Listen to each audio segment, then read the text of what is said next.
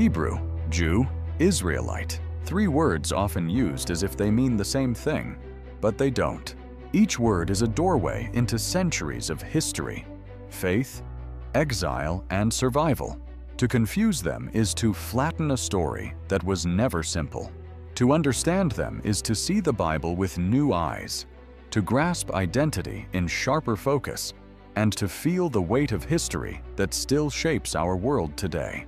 So let's slow down, peel back the layers, and ask, what's the difference, and why does it matter? Hebrew, the beginning. Our journey begins with one man, Abram, later renamed Abraham. Genesis 14:13 introduces him as Abram the Hebrew. The Hebrew word is Ivri, from Avar, meaning to cross over. Abraham literally crossed the Euphrates River, leaving behind Mesopotamia, carrying only a promise from God. That's what Hebrew first meant. Not a nation, not a kingdom, but a family that had crossed over, set apart by covenant. In Exodus, the word still echoes. Pharaoh commands the killing of Hebrew baby boys. Moses kills an Egyptian beating a Hebrew slave. It's not politics yet, not temple or priesthood. It's simply identity.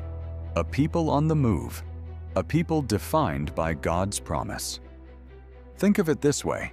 Hebrew is the seed. Small, fragile, but carrying the potential of nations. Israelite, the nation born.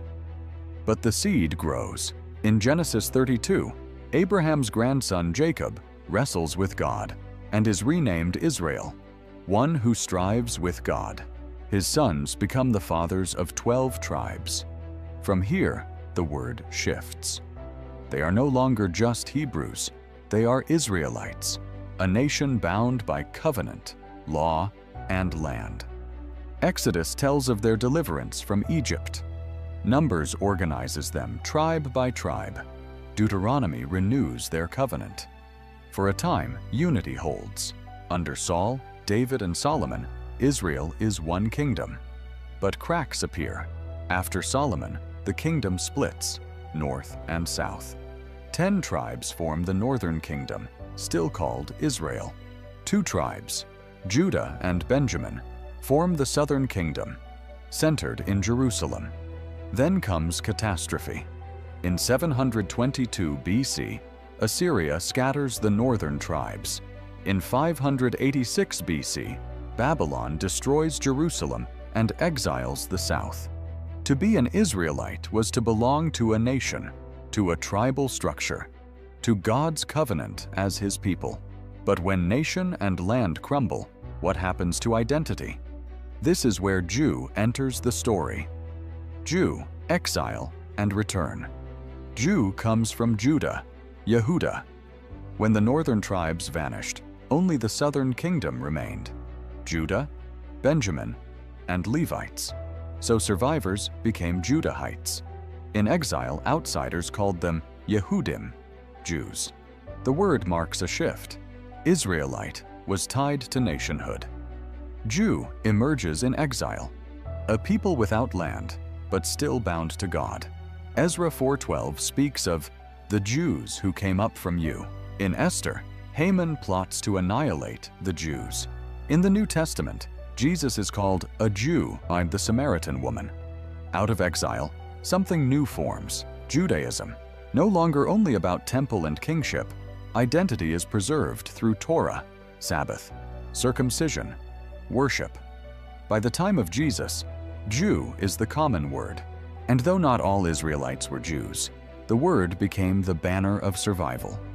Jew meant not just ethnicity, but also religion, a faith strong enough to outlast exile, empire, and centuries of wandering. Overlaps and confusions.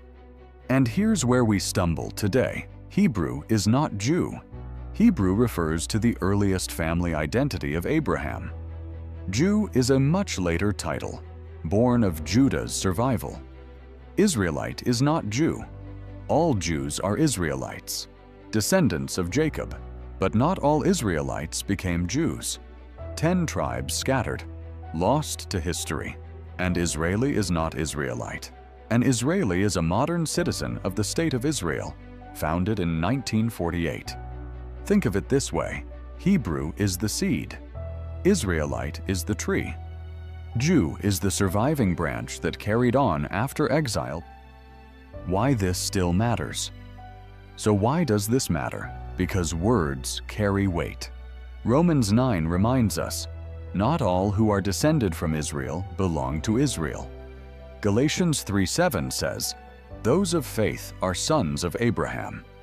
Across history, groups from Ethiopia to America have claimed ties to Israelite heritage.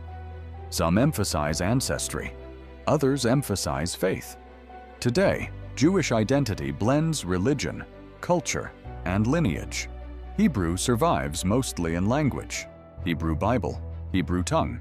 Israelite appears in scholarship, theology, and some communities reclaiming heritage. When we blur them, we risk misunderstanding both scripture and history. But when we honor the distinctions, the story sharpens. The Bible opens wider.